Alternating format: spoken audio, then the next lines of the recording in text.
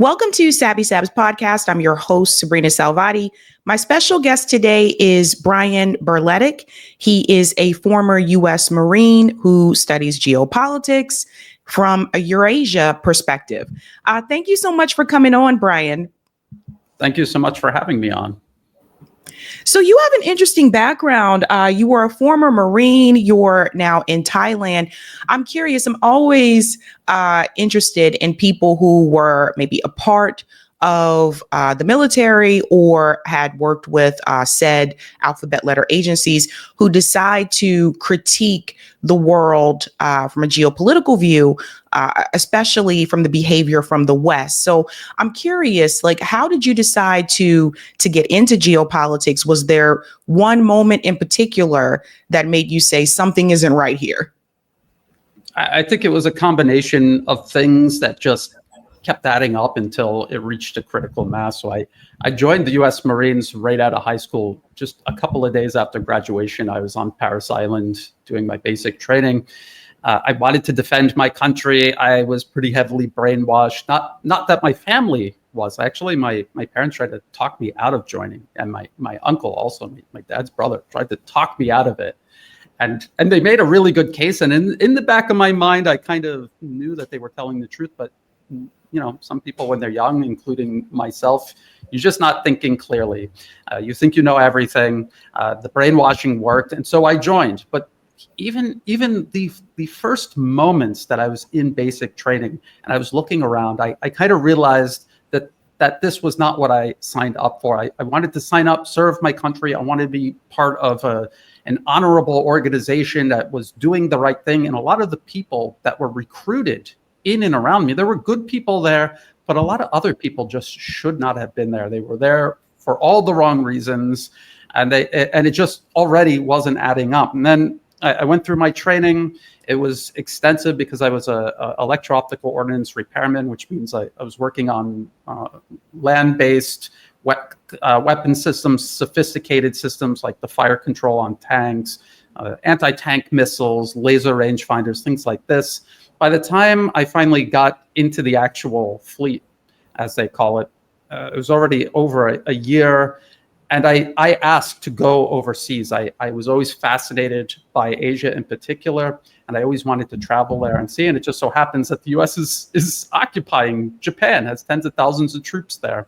And so I went there. And there were, even though I had an open mind about Asia, there was a lot of stereotypes that just soak in through propaganda. And when I got there and I saw for myself what it was really like in Japan, again, that was another thing that just did not add up. So already it's starting to gain mass. And then it was the way the U.S. Marines, not just ordinary recruits and enlisted Marines, but even officers who were supposed to have an education and they're supposed to have higher standards, the way they were treating the Japanese people who are supposedly our allies sickened me, and it infuriated me, and I felt ashamed of what I belonged to and the fact that people associated me with this organization.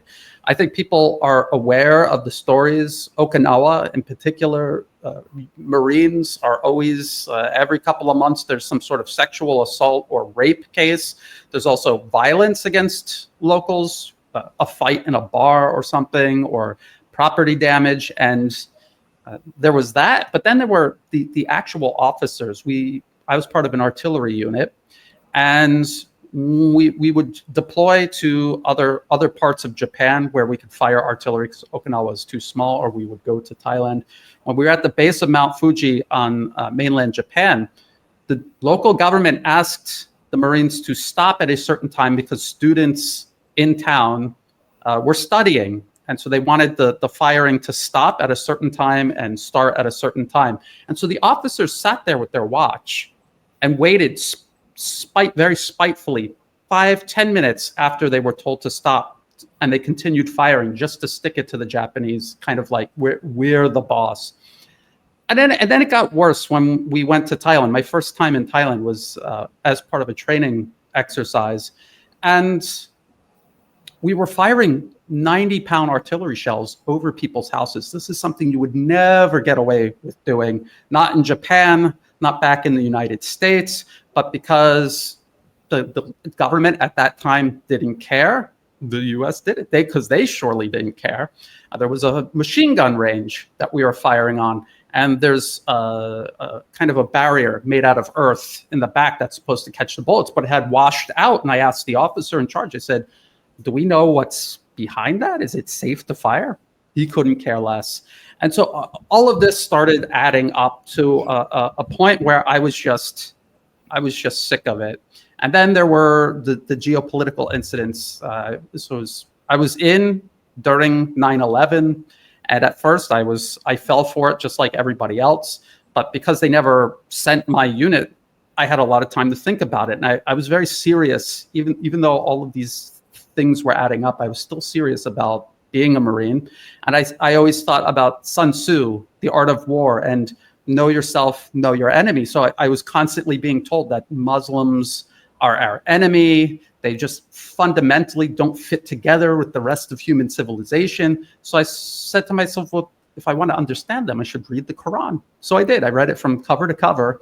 And then obviously, if you do that, you will see that nothing that is said about Islam by these propagandists is actually true. It's actually the exact opposite if you actually read the Quran. So that sickened me. And then the fact that we were getting ready to invade Iraq, this was around 2003. And this is as I was already made the decision that I was getting out. I wasn't even going to finish my contract. Marines around me and older Marines and officers were telling me there's no weapons of mass destruction in Iraq. This has momentum in and of itself. The US is just going to do it no matter what.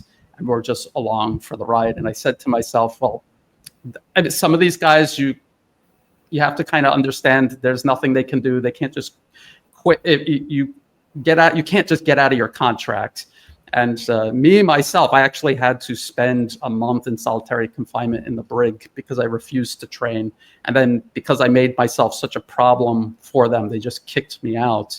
A lot of people can't afford to do that, especially older guys who have families. They have to support their family. But I was young, and so I was able to do it. So that's what I did. And as soon as I got out, I had to go back to the U.S. to separate from the Marine Corps in terms of administration. But as soon as I was free of that, I left the United States. I wanted nothing to do with this country that was deliberately lying about Iraq, invading this country, killing these people, all based on a lie, just for American hegemony. I wanted nothing to do with it. I didn't even want to be an American in America. So I went back to Thailand, and almost my entire adult life, actually, this is where I've lived here in Southeast Asia, and especially in Thailand.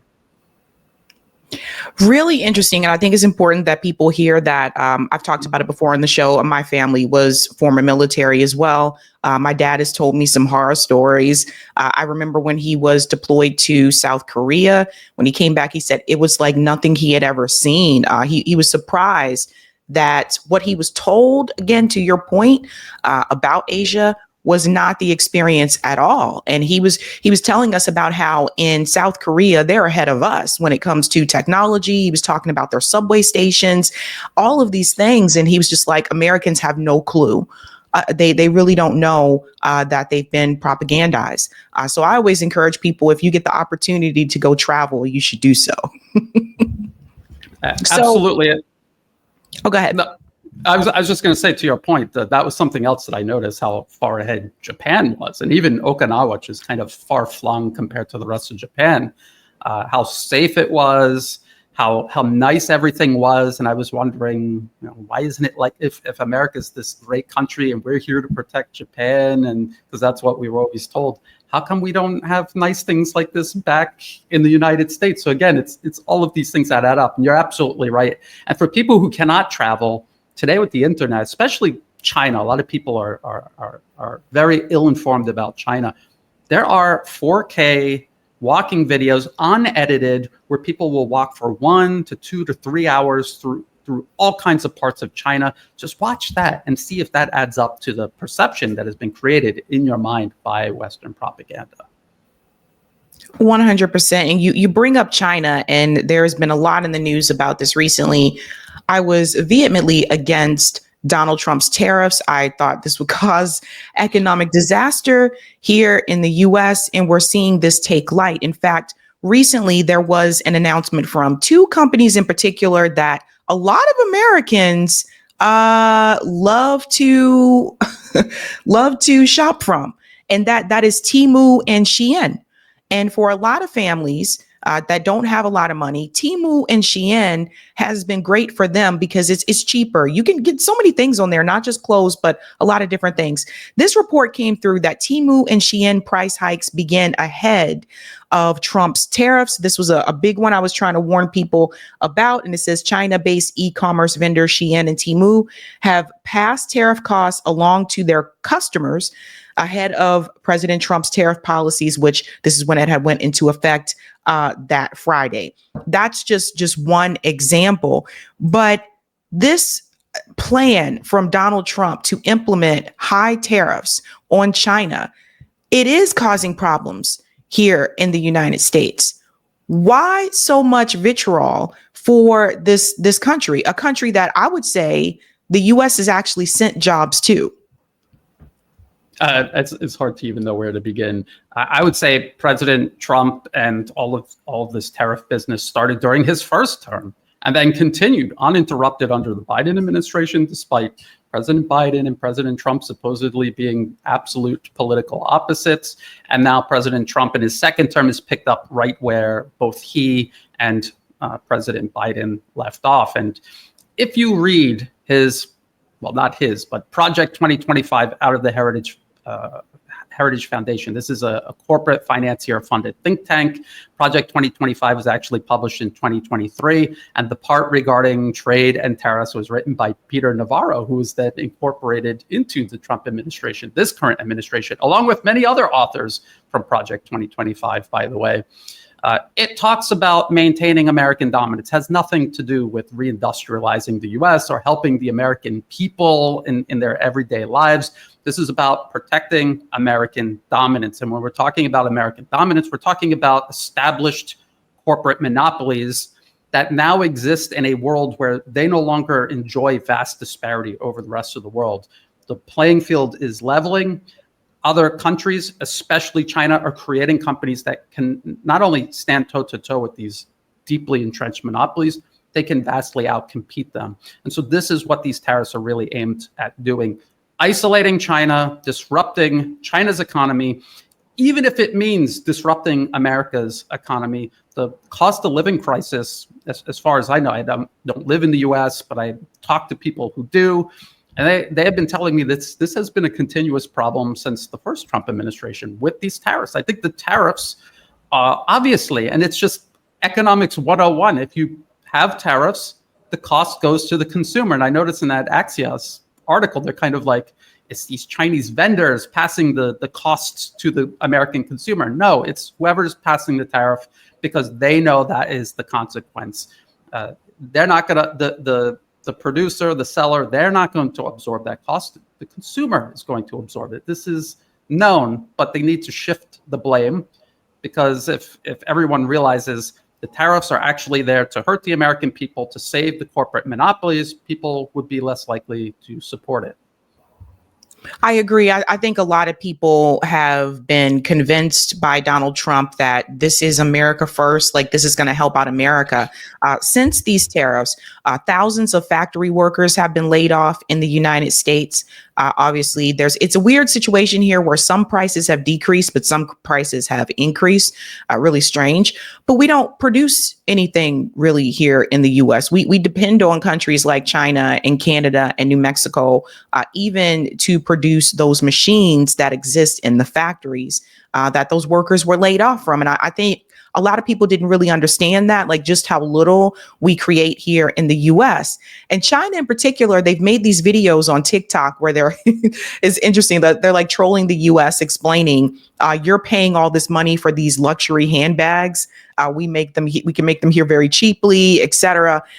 It just shows you just how far behind the U.S. is when you do compare us to some of these other countries, in particular, a country like China.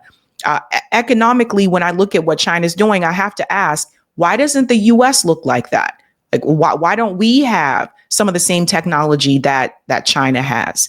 Why don't we have a lower homelessness population in this country like they do in China? So I think some of the criticism that I've heard about China, I think a lot of it has just been propaganda. And to your point, like, you've had the opportunity to travel throughout Asia. I think more people need to go to China, go to Thailand, some of these countries, and see what it's like for themselves. How does the U.S. actually come on top with this situation? I don't think it's going to work that way. I think that China is going to remain on top, even particular with the tariffs, because we depend on them. Absolutely. And I don't really think this is a plan by the United States to outcompete China. I think they know that is impossible. They're not going to outcompete a country that has an overall larger population, 4 to 5 times more people, millions more science, technology, engineering, mathematics students graduating every single year in China than in the US, vastly larger and better infrastructure across the entire country, and a massive, massive industrial base that took China decades to put together, that you cannot just slap together overnight and then compete equally with China back in the United States. So the goal isn't to build America up to China's level. The goal here is to isolate, undermine, and collapse China to an equal or lower level than the United States. And this is a policy the US is using worldwide. This is what they do to countries all around the world. They're not building themselves up and out-competing other nations. They're coming in sometimes literally and just blowing everything up. The Nord Stream pipeline, they said, don't build it. And then it continued being constructed and it was moving forward. And then the US, well, we don't know for sure, but it's pretty obvious. The US blew it up, physically blew it up. So this is how they do business. Now, for a lot of people who are in the America First mindset, if you wanted to reindustrialize the United States, which is not a bad idea, you don't need to do it like this, and you don't need this urgency and with these massive tariffs. That is not how you do it. You need a strategy and you need patience, because reindustrializing or industrializing in the first place takes a very long time. That's because you need to reform education, because you need workers to do the industrialization and then to work in industry. You need to invest heavily in world-class infrastructure.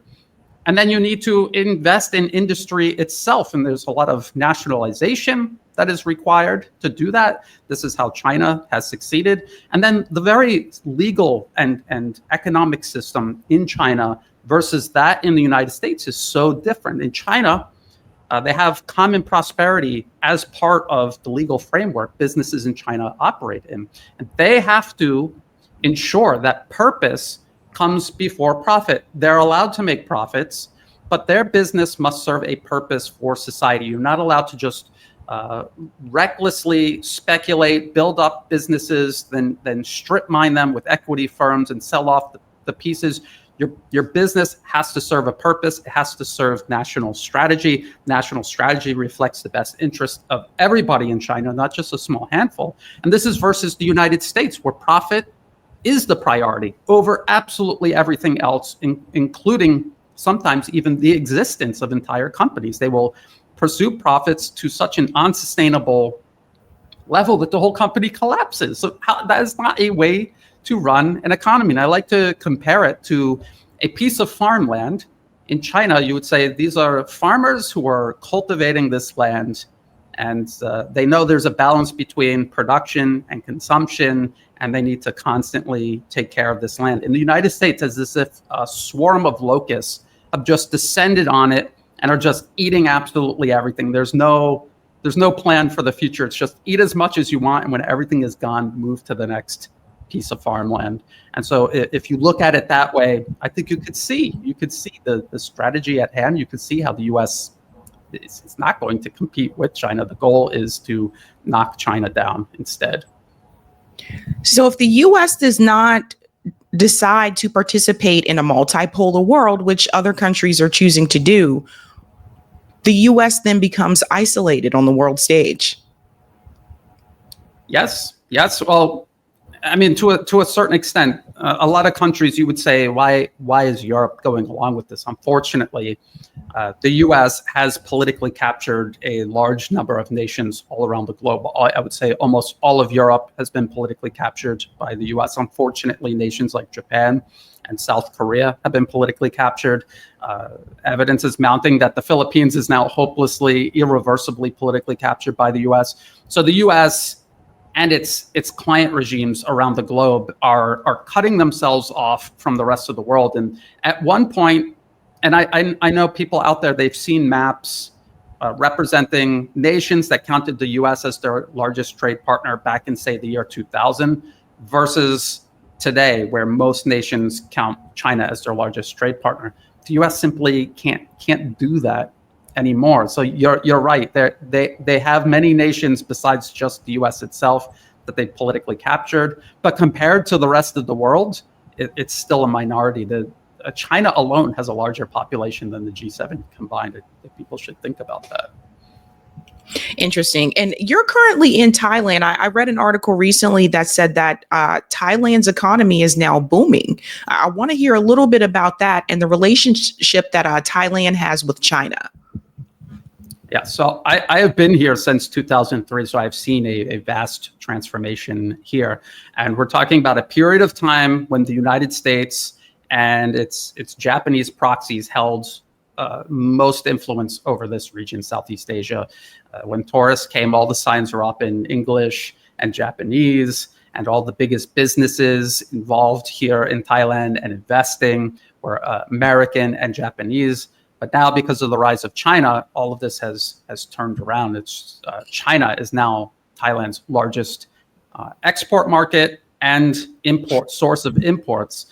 In addition to that, China and Thailand are working together to develop infrastructure, whether it's 5G networks with Huawei, because Thailand refused to go along with the U.S. and its global attempt to sanction and ban Huawei, or rolling stock on existing rail lines, metro lines in Bangkok. There's many lines now, or the high-speed rail line that is currently under construction. It will connect Bangkok, the capital of Thailand, to China via Laos, which is Thailand's neighbor to the north.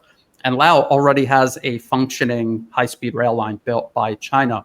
And it is transforming the entire region. You were talking earlier about online Chinese retailers. They're selling products made in China to Americans. There's platforms like that here in Thailand. And it makes everything from ordinary, everyday items to high-tech equipment for your small business affordable to virtually everybody. The prices are just going down and down and down. And what we always hear the United States condemn China for as overcapacity, the word I would prefer to use is abundance. They are producing so much. They have advanced manufacturing technology to such an extent. And these companies are simply doing business. They do not seek to dominate, and they're happy to compete with one another. The result is abundance for everybody. The people making these products are thriving. The people who are buying the products are thriving. And I know it's almost cliche at this point to say that China seeks win-win business, but that's what it is. And I can see it with my own eyes. I live it and experience it. And it's not just in the city, it's outside the city as well. I've traveled all over the country. I've lived in many different places in the country, and I've experienced it firsthand. And so there's all of this cooperation between Thailand and China, and I would say Southeast Asia and China. But the problem always is the United States does not sit idly by. Their goal isn't to offer Thailand an alternative, a better alternative. No, their goal is to spend millions, if not billions of dollars every single year infiltrating Thailand's education system, the media, the political system, creating opposition groups, fake NGOs funded by the U.S. through the State Department and the National Endowment for Democracy, and creating a social movement that is anti-China and ultimately anti-Thailand's obvious best interests. And this is the same process the U.S. used to transform Ukraine into a battering ram against Russia and is now destroying the country.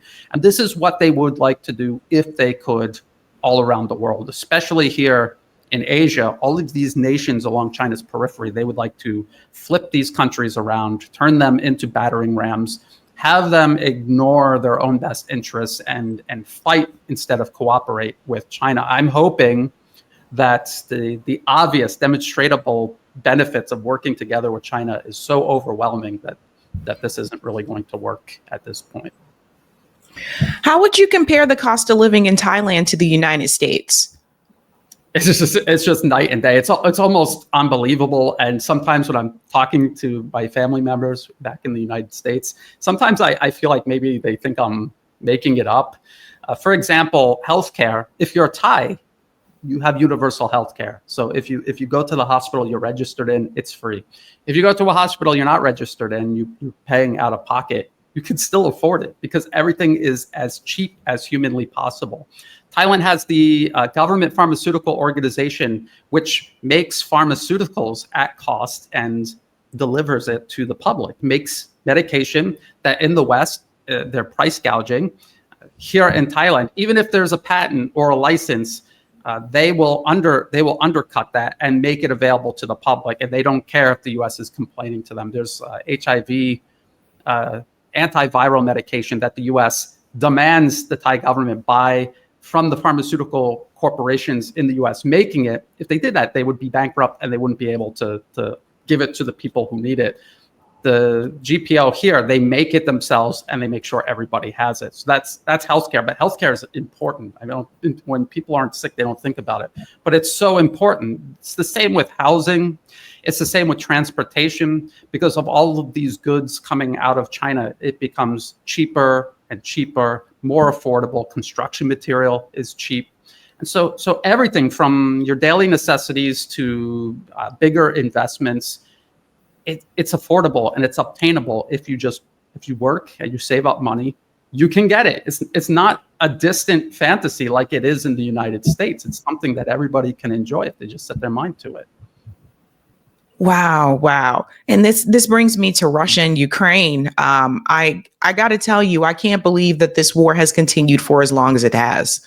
I'm still kind of surprised. When I look back on things, I didn't think that this was going to be a multi-year war. But a lot of people are saying that, this started under the Biden administration. But I try to go back to at least 2014 to tell people, actually there was conflict back then. But it's very clear that NATO, this is their agenda that they want to push. Recently, Donald Trump has stated that Russia will have to get Crimea back. I guess they're trying to work on a deal now. There's been back and forth between Zelensky and Putin, and I guess Steve Witkoff is now involved in this as well. What do you think the possibilities are of Ukraine agreeing to a deal where Russia gets Crimea? An even better question is, what is the possibility the U.S. is actually negotiating in good faith and not simply appearing to pursue diplomacy so that when it all collapses, they can shift the blame on Russia and they will say, look, we gave you everything. We were going to recognize Crimea. The United States alone, not at the UN, together with Europe, just the U.S., just the Trump administration recognizing Crimea. This is something that could be undone during this Trump administration, and it could easily be undone with whoever comes into office next. So it's meaningless. All of these things that the U.S. is offering Russia are meaningless. They also are all things that the U.S. has in one way or another offered Russia in the past and has already repeatedly violated. A lot of people compare the agreement the U.S. is proposing to Russia as Minsk 3 or Minsk 3.0, and people were not familiar. The Minsk agreements were meant to resolve this conflict back when it was more internal within Ukraine. You had Eastern Ukraine rebelling against the U.S. Installed client regime in Kiev.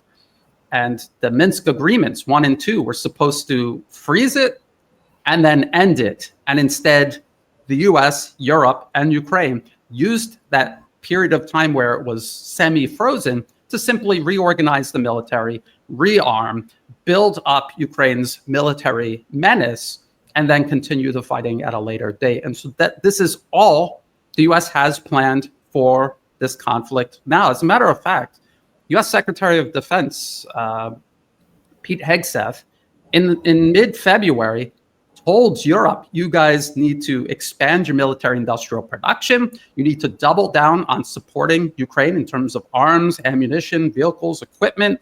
You need to get your own troops ready to go in on the ground in Ukraine.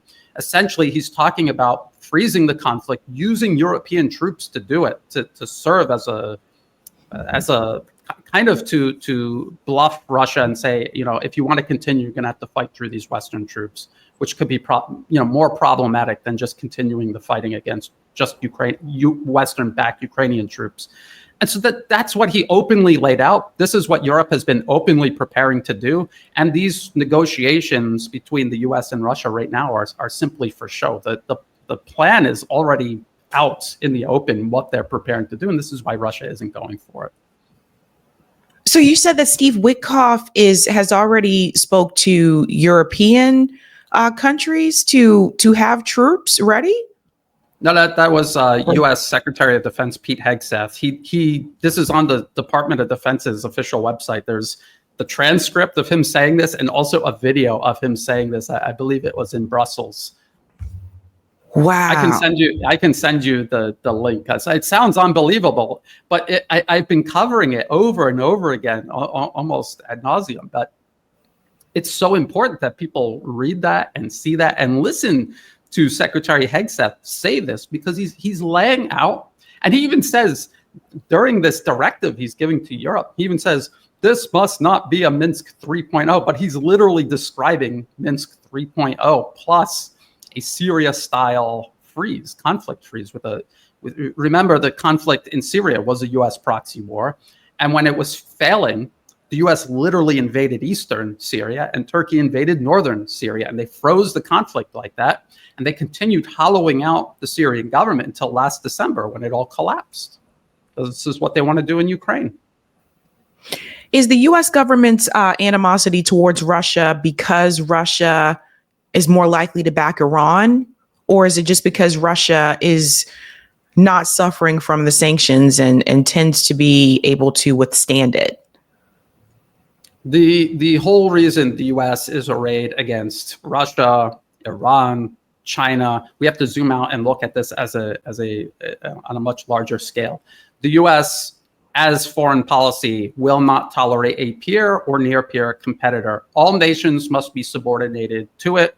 It demands primacy, hegemony, dominance over the entire globe. That chapter in Project 2025, written by Peter Navarro, the opening sentence is about maintaining American dominance over the planet. Who talks like that? But that's the type of language in all of the policy papers that are written that ultimately guide the policies of the U.S. government, regardless of who is in the White House. So it's about domination, and it's about Russia wanting independent foreign policy. It does not want to be told what to do by the U.S., does not want to be absorbed into the U.S.-led international order. Neither does Iran, neither does China. And for obvious reasons, all of these things that I talked about that we enjoy here in Thailand, the people in China are enjoying, people in Russia are enjoying in terms of universal healthcare. Do you think you will still have that if the U.S. subordinates these nations, guts their nationalized programs and replace it with privatized corporate financier-run programs? No, of course not. Those countries would fall and the people would struggle. So in other words, the civilians of Ukraine have basically been made to suffer, and many of them lose their lives to protect U.S. dominance. Exactly. And this is the saddest and I would say scariest part of all of this. The way the U.S. since the end of the Cold War, through massive investments in propaganda, political interference, have convinced many, not all, but many Ukrainians to work completely against their own best interest. People should just think back before 2014. Ukraine was enjoying the best of both worlds. They were working with Russia and they were working with Europe and the United States. And why not continue doing that? But the US wouldn't let them play both sides and just enjoy the best of both worlds. They had to pick a side, and not just pick a side, but they fully planned on using them as a proxy to turn and use against Russia. So it was from the very beginning, that was the plan, to destroy Ukraine in a war against Russia for the benefit of Washington. There's a Rand Corporation paper that I often refer to. It's from 2019. It's titled Extending Russia. And they spell this out explicitly, how they would continue arming Ukraine, create a national security threat that Russia would have to respond to precipitate a war that they hoped would overextend Russia and then cause a Soviet Union-style collapse of the Russian Federation. This is insane. I don't think a lot of Americans realize that these people are basically being sacrificed. Yeah, and this isn't the first time the U.S. has done this. They did this with South Vietnam. They've done it in Syria. They took one part of the population and pitted it against the other. They did the same thing in Libya. They're in the process of trying to do the same thing here in Southeast Asia. I mean, a lot of the earliest work that I did was to expose U.S. political interference here in Thailand and in the region, because it was my adopted home. And they had mobs and they had militants with war weapons in the streets of Bangkok in 2009 and 2010, trying to actually burn the city down and fighting with Thai troops in the streets. And so they have used this trick successfully many, many times. And even if it's not successful, what it does is set back all of these nations. It hinders their development. And if you are the US and you represent 4 or 4.5% of the global population, and you want to dominate the other 95, 96% of the population, how can you do it? You're not ever going to be strong enough. So the goal is to just make everybody weak enough for you to dominate over them. It's imperialism, divide and conquer. It's very basic. And this is the US applying this in a modern context. And they've convinced other European countries that Russia is also their enemy too, even though they share they share a landmass. Like, this is crazy. It is crazy. And before 2014, I was almost convinced that Europe was working its way out from under American hegemony. They were working very closely with Russia. Germany in particular was getting cheap hydrocarbons from Russia. It was allowing them to compete globally in terms of industry. Everybody remembers German industry. But again, the US in many ways created the European Union as a bureaucratic layer that smothers the sovereignty of all of these individual European countries. And because they politically control the EU, they're able to not really convince that the people they put into power are working for them. And these people then work on convincing the European public or drag them kicking and screaming to one bad foreign and domestic policy to another. Why would you say Russia invaded Ukraine? Different people, I've interviewed different people about this, and they have different perspectives about why that happened, because that seems to be what the U.S. government is focused on, and also some Americans, although American sentiment for this war has been changing, where more people are like, no, we need to end the war. A lot of people are focused on who invaded who. Russia invaded Ukraine. They invaded a sovereign country. Why would you say Russia did that? To understand this, we have to go back to the end of the Cold War and the US and British in particular, their attempt to politically capture completely the nascent Russian Federation that was emerging from the Soviet Union and just plunder Russia. The 1990s in Russia were horrible, and it was because the US and their partners in Europe were just plundering everything, privatizing, plundering, looting absolutely everything, dissolving national programs, everything. And then it was Russian President Vladimir Putin who reasserted Russian sovereignty and then began rebuilding the Russian Federation and protecting it from that. And at the end of the Cold War, the US, and this is admitted, there's a Guardian article all the way back from 2004 that openly admits the US was openly backing regime change mobs in Ukraine, Belarus, Georgia, and Serbia between 2000 and 2004. In 2003, they successfully overthrew the government in Georgia. They installed Mikhail Saakashvili. They then began building up the Georgian military, arming it, giving them new US-style uniforms, training them. And then in 2008, according to an EU investigation, it was Georgian forces who attacked Russian peacekeepers near South Ossetia, triggering that very short but devastating war between Russia and Georgia. And then that was 2008. And then from 2014, they did the exact same thing with Ukraine, but Ukraine is much, much, much bigger than Georgia, much more dangerous. If you do that same process, overthrow the government, capture the military, the intelligence agencies, and then start rebuilding them specifically to use them as a battering ram against Russia. So they were preparing this huge national security threat in the US policy papers, like the Rand Corporation paper that I mentioned. They specifically mentioned this is going to be a national security threat Russia will not be able to ignore. It will provoke them. We know it will provoke them.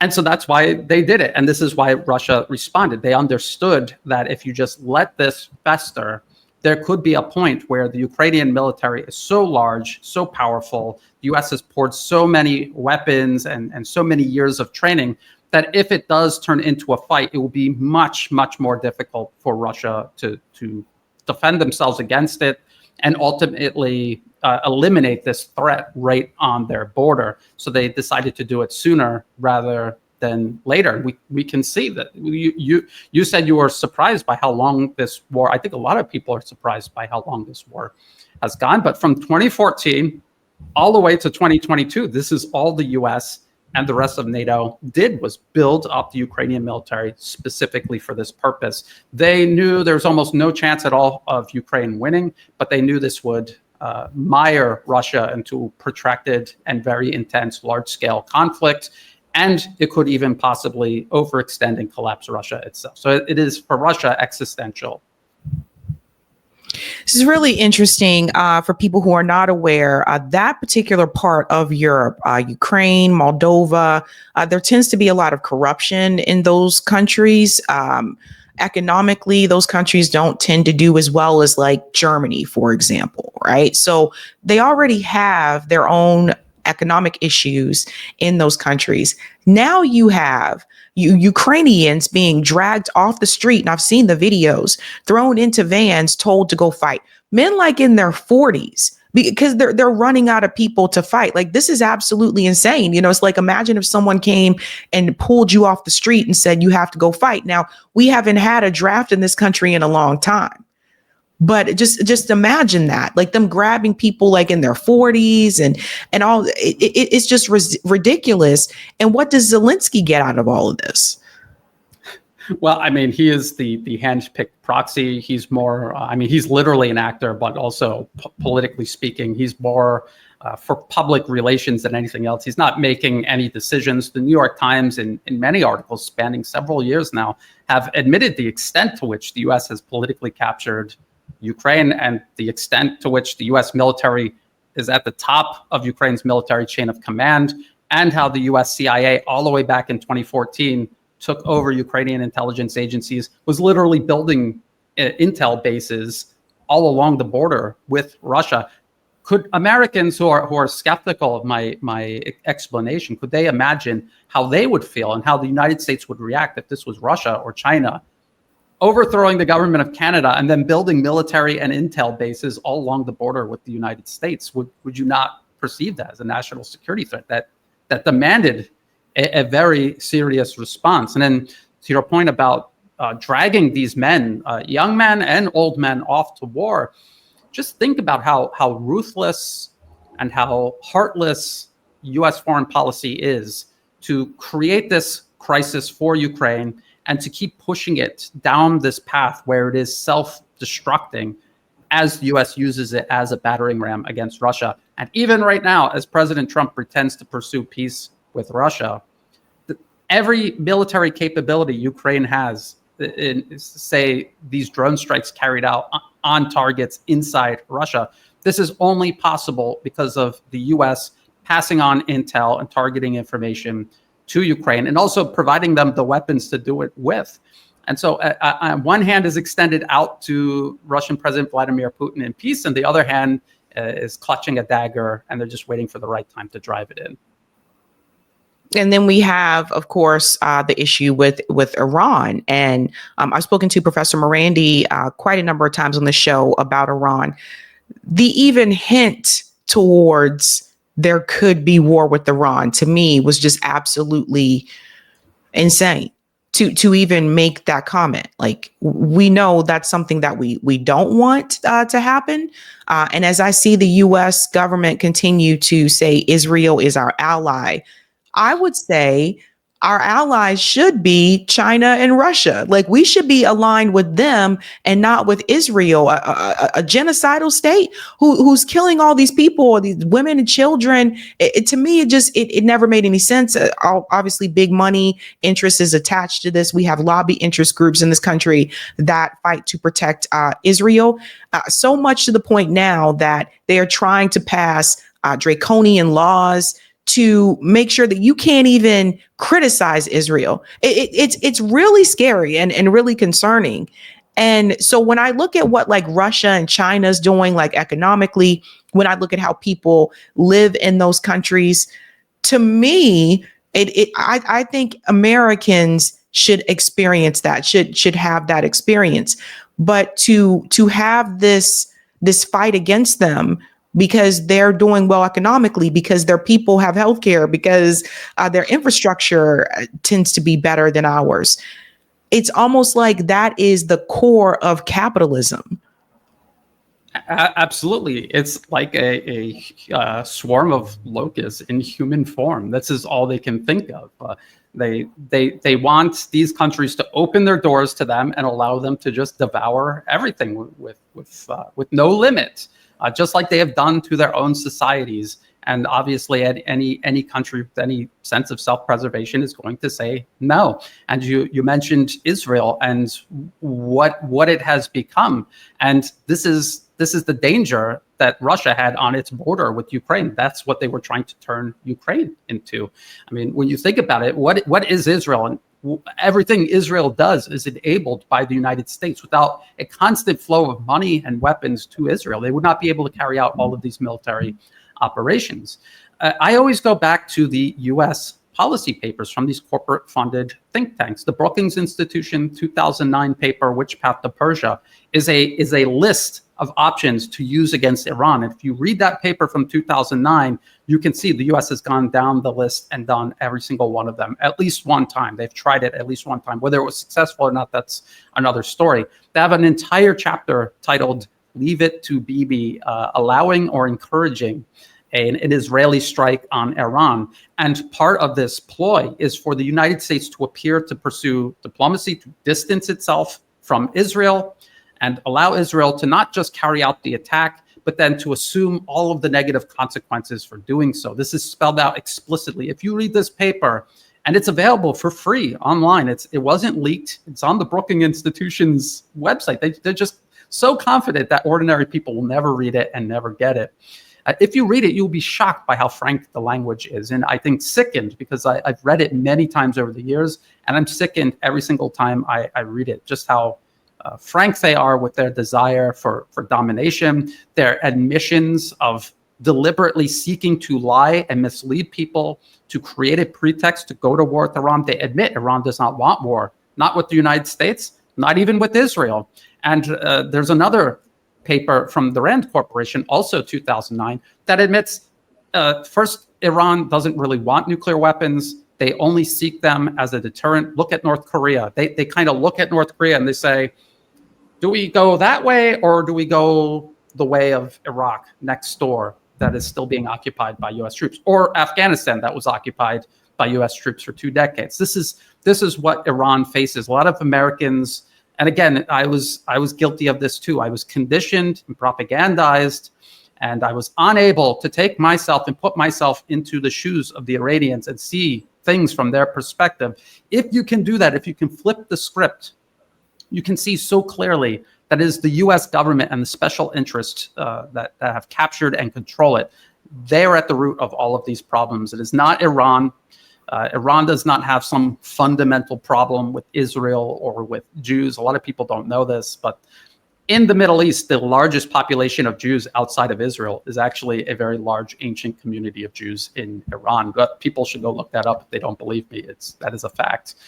And so they have no fundamental problem. It's not religion. It is political, and it is the United States, its desire for hegemony over a region of the world they're not even located in on a map. And this is the nations there wanting to preserve their own sovereignty and their own destiny. And how could you blame them? We wouldn't want it done to us. Why are we doing it to others? Very interesting. I did not know that about Iran population. That's the first time I heard that. So that's interesting to hear. I'm curious to hear how people in Thailand feel. How do people in Thailand feel about what's happening in Gaza? It's divided, and it depends on who's absorbing the U.S.-funded propaganda and who is thinking for themselves. And thankfully, in Thailand, there are large amounts of people who think for themselves. There is local Thai, I guess you would say, alternative media. It is an alternative for the Western propaganda that a lot of Thai news agencies simply translate into Thai and then repeat. They have these alternative media outlets are, I would say they're kind of right there side by side mainstream with these other outlets. And so it just depends who you speak to. You have a lot, again, like I said, the US has spent years and billions of dollars infiltrating the education system here and in many other nations. The professors are all brainwashed. They get scholarships, fellowships, partnerships with the US, with USAID, with the NED, and they're totally brainwashed. And then they brainwash one class after another. So some people understand what is going on, and some people really don't. And I guess I'm pitting my hope on the size and the speed at which China is rising, the demonstrable benefit this has for everyone, regardless of what you think here in Thailand, and hoping that that's enough momentum to prevent Thailand from jumping off the cliff just like Ukraine did, just like they're trying to get Taiwan to do, and unfortunately what they have convinced the Philippines to do. The Philippines is also in Southeast Asia. It had been a former U.S. colony. The U.S. Took it from the Spanish. There was an insurrection because they wanted independence. The U.S. used concentration camps, mass murder, and torture to subordinate the Filipino people to U.S. colonial rule. And they only got their independence after 1945. But I would say only officially, the U.S. has tried to exercise control over the Philippines and use it vis-a-vis China, especially in regards to the Taiwan issue, ever since, up to and including today. So these are all things we have to keep a close eye on. Wow. What's one thing about Asia that you think Americans or a lot of Americans get wrong? Like if you could speak to all Americans today and tell them, listen, this is what you get wrong about Asia, what would that be? I think it's about the level of development, the characterization of their economies. A lot of people are like, especially white Westerners come here and they think, I'm here doing you a big favor by visiting your country. Your country depends on tourism. And without me, you'd all be eating bugs in the jungle. And it's simply not true. The largest industries in Thailand have always been agriculture and industry, manufacturing. And before the rise of China, there would be some years where the percentage of Thailand's GDP in terms of tourism were a little bit higher than the global average, but most of the time on track with the global average. And it only balloons when Chinese tourists started coming. More tourists come here to Thailand from China than all Western countries combined. It's not even close. And remember earlier I said, when I first got here, all the signs were in English and Japanese. Well, now all the signs are they're being written in Mandarin for these Chinese tourists. So it is a huge transformation. I also think there's a mischaracterization about Asian people in general just being drones. This isn't true. They have a sense of individualism, but they prioritize collectivism. In other words, they are not just individuals, they're part of a family. They have responsibilities for their family. As a matter of fact, Americans used to think this way too, long time ago. I'm not that old, but I remember that was something that was being phased out as I was growing up. But they also believe in doing what's best for the collective society instead of just selfishly helping themselves. And you can see there's a struggle socially with, and again, this is a product of deliberate US interference in society here, trying to get people to become selfish, self-centered, because when you do that, you start unraveling the fabric of a sovereign society and you create opportunities. But other than that they do have this sense of responsibility for their family, their community, their country, and this is what makes a country a country. I could go on. There's a lot of stereotypes about Thailand that I have seen firsthand, just are unfounded. I see a lot of people, especially Islamophobic people, who just hate Muslims and they just need an excuse to hate them. And they say, "Oh, Brian, you're always defending Muslims, but in the deep South, you've got this violence taking place down there, and so that proves that Muslims can't coexist with other groups of people." The largest population of Muslims in Thailand is actually in Bangkok and in the surrounding areas in central Thailand, not in the deep South. Those are very sparsely populated areas, and that is political, has nothing to do with religion. And those extremists who are connected with US-backed opposition groups backed here in Thailand, they kill as many Muslims as they do Buddhists. So it's one of these things people look at and they try to shoehorn it into their perspective rather than actually try to understand it and follow the truth wherever it takes them, which is unfortunate, but I guess that's why we do what we do, is to try to open people's eyes to that. Oh, the only reference I had for Bangkok was from the movie The Hangover, the second Hangover movie, when they said Bangkok's got him now, and I'm like, whoa. I mean, there's a seedy side to the city, but it's in like 2 or 3 streets, and then the rest of the city is just millions and millions of people living ordinary lives. And I would say there, in the past, when it was mostly Western tourists, there were a lot of tourists coming here for all the wrong reasons. But those types of places have been constantly shrinking over the years. Good riddance. And the type of people traveling here now, they're from other parts of Asia and especially China, and they're here to interact with the Thai people, experience their culture, their food, to go shopping, to enjoy the natural beauty Thailand has to offer. And that is a positive development. I hope that's a stereotype that dies out, because I mean, you could, depending on where you live in Bangkok, you could go entire days without seeing any Westerners at all, any tourists at all, and you will not see any of these places featured in those movies. But then people should tell themselves it's a movie. They're going to exaggerate everything on purpose to make it more interesting. That's true. Brian Berletic, thank you so much for coming on. Hey guys, this was a Sabby clip. If you like what you saw, hit that like button and subscribe.